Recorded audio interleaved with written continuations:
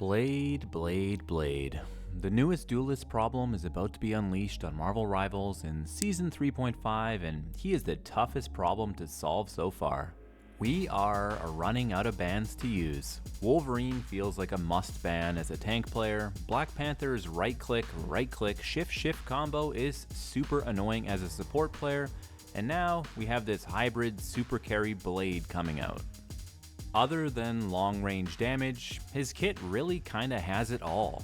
350 HP, an 80% damage reduction parry that can make him avoid CC, 2 mid-range dashes that knock back and put a 40% anti-heal on whoever it hits, a shotgun that can 2-tap heroes. He even has a crazy pressure life-stealing melee mode that looks like the game is going in double time. Oh, and he has a fun-to-use ultimate of insanity that can wipe out teams in the blink of an eye. With all of that being said, I do want to give props to NetEase though, because the character looks, plays, and feels like a total badass just as Blade should. I just think that some of these numbers are tweaked up a little bit too high. The character does have a very high skill cap to maximize his kit and use all of the tools effectively, but I dare say that once someone reaches that point, Blade becomes the most powerful character in the entire game. Early on, we will see a lot of bad Blade players in the first couple days, but as time goes on, you can expect to see a nightmare unleashed worse than any Magic or Spider-Man or whatever else you find annoying as hell. On mid to close range favored maps like Spider Islands or the Hydra base, a good Blade coupled with a good Bucky player, for example, sounds like a headache. You're just in their ideal range the entire time. Their damage is maximized and Blade has room to do his thing and thrive.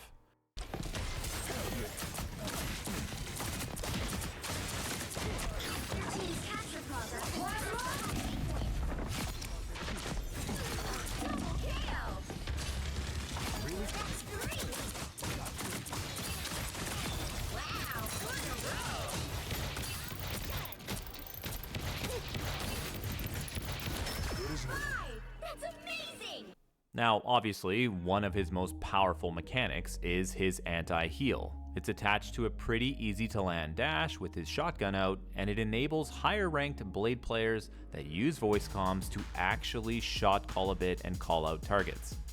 Any anti-heal is extremely useful, and since this is the first appearance of the mechanic in Marvel Rivals, its importance cannot be understated. I picture ideal situations where a Blade is standing next to his Emma Frost, fighting the enemy frontline, and with a simple Blade dash and Emma grab, an enemy tank is deleted.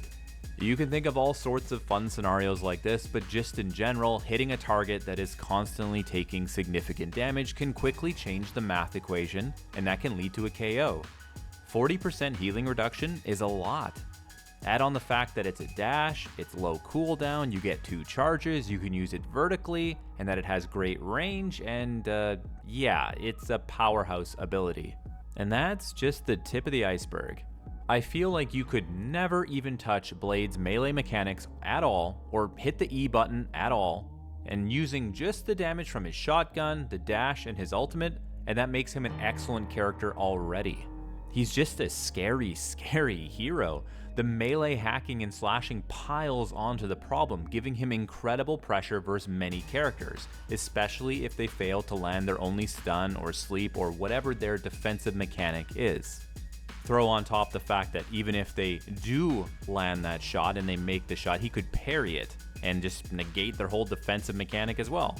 So add it all up and you're like, well, shit, maybe we want to ban this guy, right?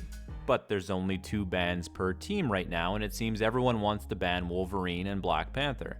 The nerfs has not really changed that scenario much. People hate the annoying dive characters that mostly have one gimmick, but it's powerful if executed correctly.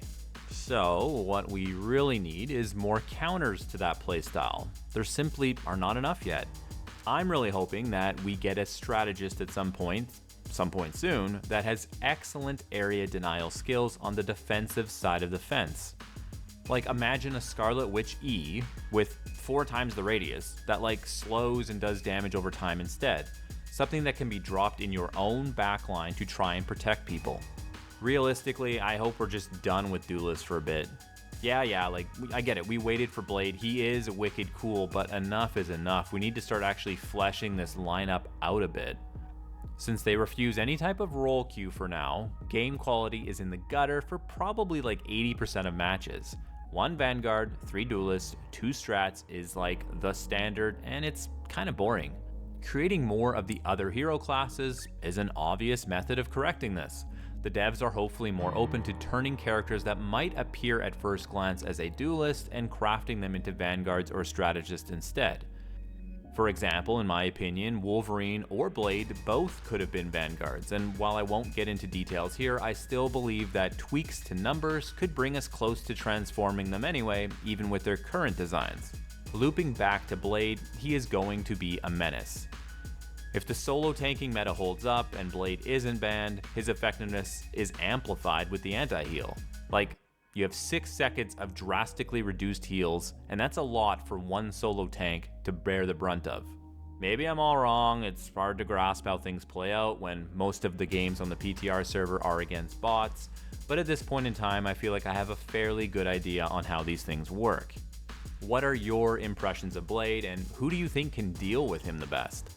Let me know in the comments. I am streaming almost daily at twitch.tv/Silva66, so you can come on by and yell at me there. Thanks for watching everybody, and take care.